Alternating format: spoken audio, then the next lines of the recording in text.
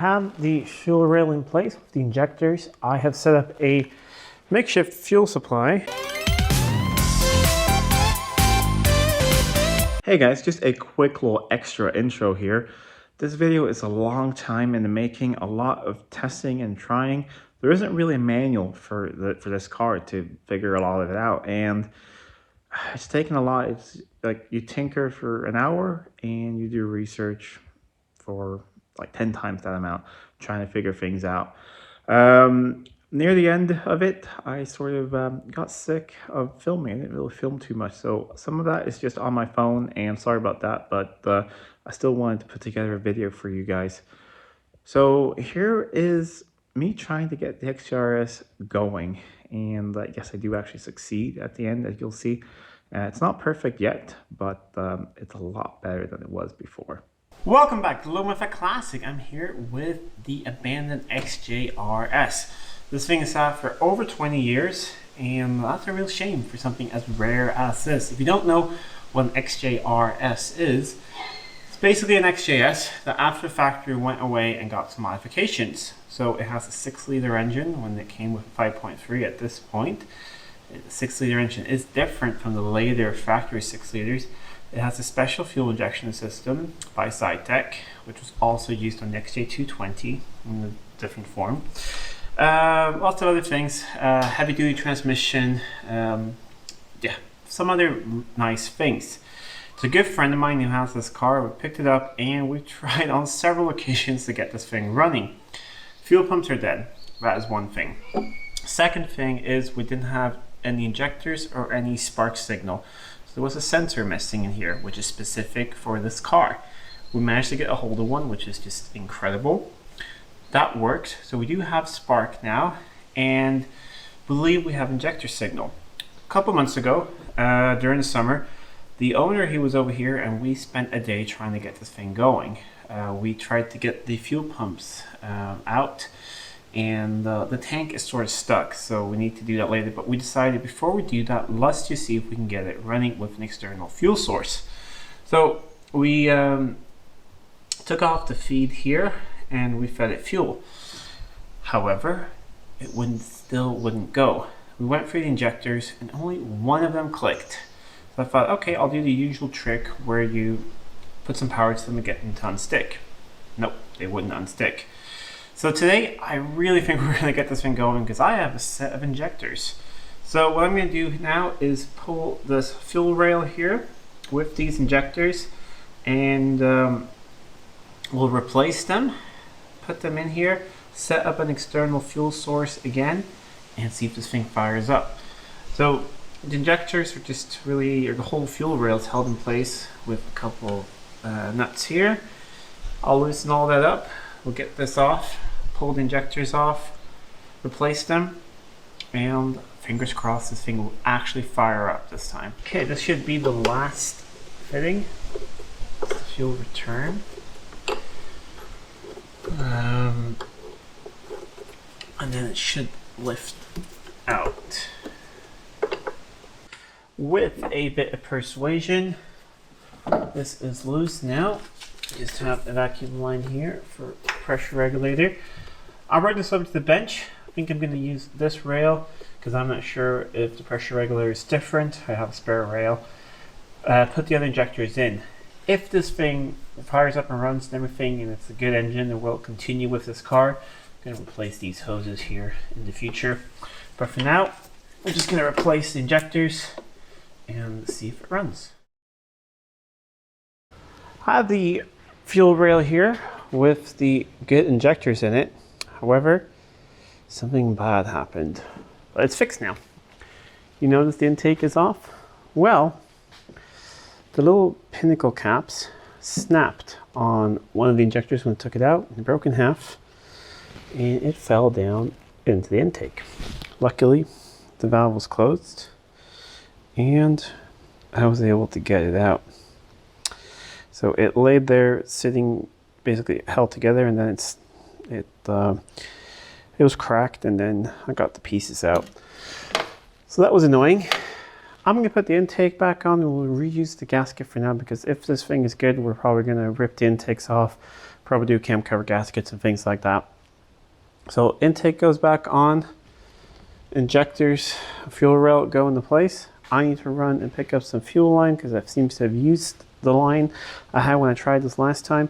Some extra fuel, set up an external fuel source, and see if we can get some life out of these injectors. I have the fuel rail in place with the injectors. I have set up a makeshift fuel supply there with a pump and a spare battery. And all I've done is connect it to incoming fuel supply here. We still have the return, so it's going to go through quite a bit of fuel because most of it's get returned to the tank. But if it fires up, we're not going to run it for long at all. We just want to see if this engine is any good. If so, then in a future video we'll go through the fuel tank and all of that. I have connected up the battery and just cranked it over, and I thought I heard a lot of injectors clicking. So that was before I put fuel supply on it. So fingers crossed, that's good. I primed the pump once and everything seems dry. I'm going to set up the camera, hook up the battery in the car, prime the fuel system, and we'll crank it, see if it fires up. Battery in the car is connected. I'm just going to prime the fuel system here a tiny bit. That should be enough for now. Let's see if we have any life out of this thing at all. Really hope so. Let's remove this flashlight. And here we go. Fuel pump is running. I have the throttle open a little bit. Try and get my hand in here. Crank it.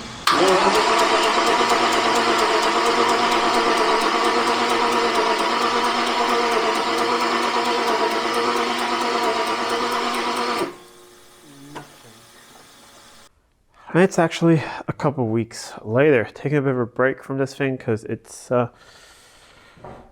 really fighting me. So yeah, we have new injectors in. I actually pulled up one side, and like you see in the footage here, they're spraying fine. So we're getting fuel through, and that should not be a problem. And we're running an external fuel system, so it's fresh fuel, and they're opening. We have really good spark. I also went underneath and I turned the engine over and I checked that the rotor was pointing at cylinder 1. So over there where the 1 is. And yeah, then we were at the TDC mark. I can't check if we're the right way around, like if it's 180 degrees out. The only way to do that would be remove the intake and remove the cam cover. I don't really feel like doing that. I've also sort of checked one thing, because if you remember when the car came here, this sensor in here was missing, that Zytec sensor. And that controls signals to the ECU, and it controls both fueling and spark. Because we have both of those, I'm assuming that that used sensor works. You can't get new ones. And one thing I was thinking, okay, so when they took that sensor out, the previous owners, this thing was parked 20 years ago, did they remove the distributor to do that, or did they just remove it in place? And then did they get the distributor 180 degrees out? However, as you know, on a V12 there are 3 Allen screws holding it in. They're all really tight. I got 2 of them loose, and one of them I need to get a breaker bar to get it out. It's really tight. So I don't think they've removed it. And also, getting it 180 degrees out is almost a little bit difficult, I think, because it's easy to get one tooth wrong. There are 14 teeth, I believe, on the cog down there. So this is a ignition system that's specific to this car only. So it looks like a Lucas distributor. It has no weights in it, and it has a completely different system run by Zytec. So the next thing I thought, okay, is it not starting because it doesn't have compression? These engines usually don't lose compression from sitting. So I pulled out a compression tester. As you can see, we have 175 PSI, which is definitely enough to run. But the weird thing was, on that, I've only done that cylinder so far. The weird thing was that on my first try, I only had about 75.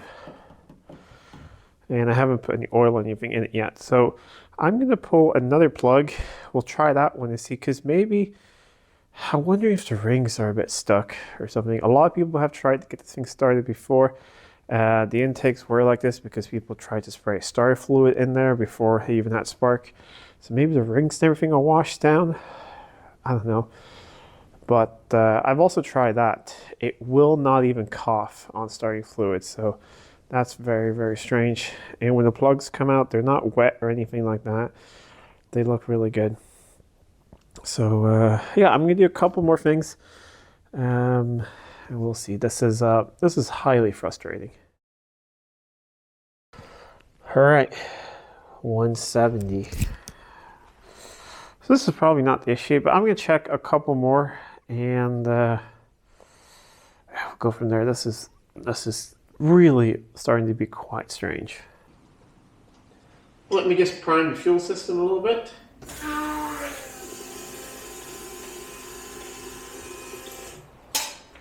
That is enough. Should bark off on the pressure in the rail if it works, and then I just don't want to flood it. So let's see what happens.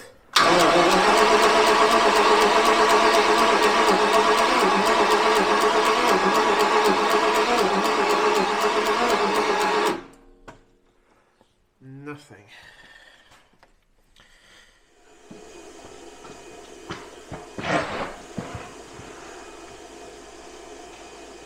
Now we have fuel gushing through the rail. It's returning to the jug. Let's see.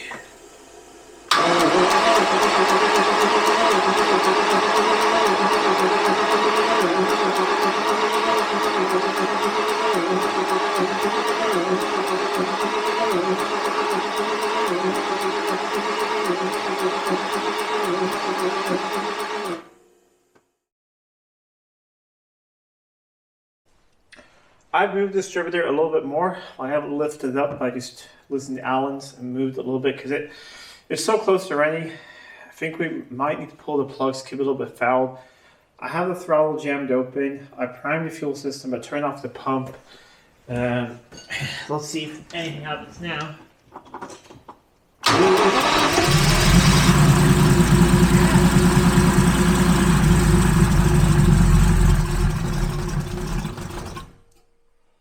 Wow.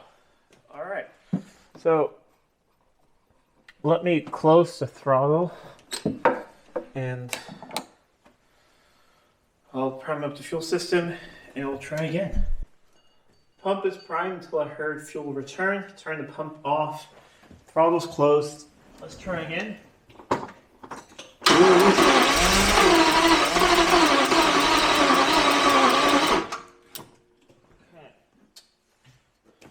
We're close. Alright, I'm gonna mess around a little bit more with the distributor to see if I get, but I mean, that was running for a little bit, so I think we're so close right now.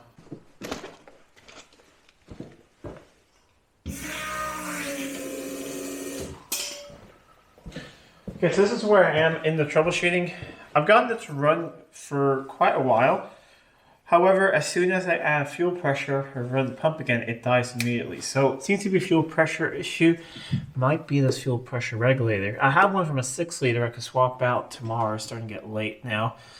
But I just want to show you guys that it seems like I can get it running. The throttle jammed on half. Could be a little bit flooded now, but it will. I can repeatedly get it to run.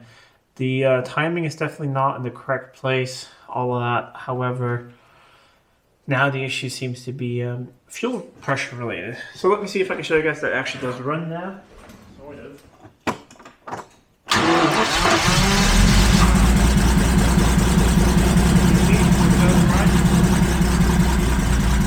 And there it runs out at fuel pressure. And I've tried a couple times. When I get to get it running, I run over there and turn on the fuel pump and it dies immediately the second I get the pump on. So we do have a fuel pressure issue. I will let the engine cool down a little bit. I'll remove this tonight. I'm going to check that actually, because I think I have one. Put the other one on. It might not be the exact correct one, but it's from a 6 liter, so it should be really close. and just, we just want to see if we can get some life out of this thing. So I'll do that tonight, and then I'll let it sit because I'll spill a bunch of fuel down into the valley, let that evaporate until tomorrow, and then tomorrow we'll try again.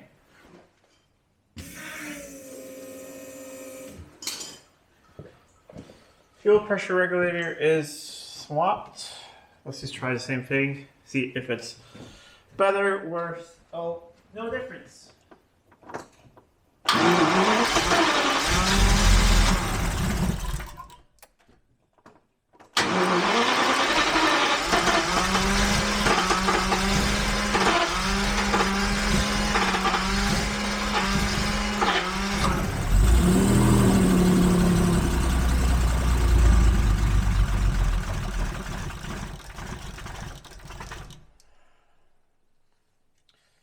Doesn't seem that happy, but we'll try and fire it up with full fuel pressure. So if that regulator, if that was the issue, then it should run about the same.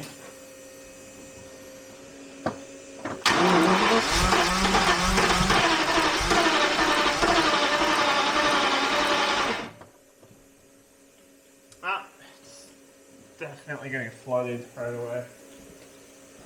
Alright, let's disconnect that and then we'll jam this here and we'll see if we can clear the flood.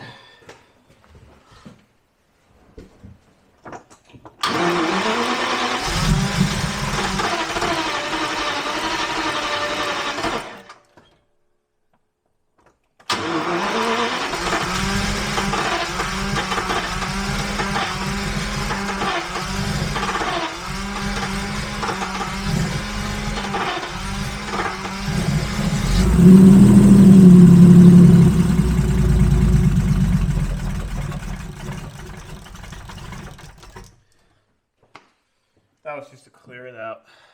Definitely still have an issue. I have also tried the trick with that you can do on HE, where you can get a little piece of wire and connect that between the sensor of the this temp sensor for the ECU, and that made no difference. So there's something making this thing just go full rich for some reason. All right, I'm gonna call it a day, try and figure some more things out, and probably try again tomorrow.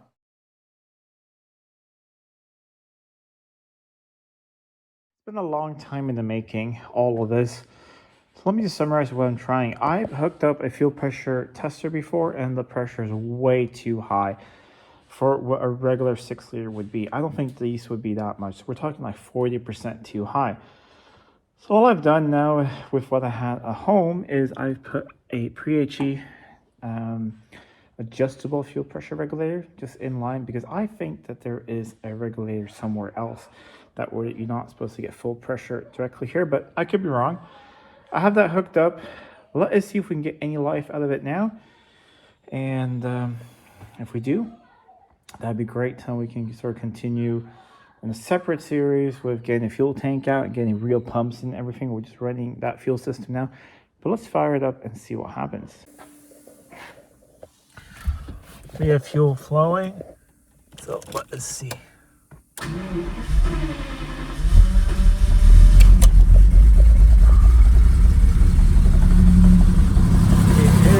Running. Let's see how much I think it's going to do here.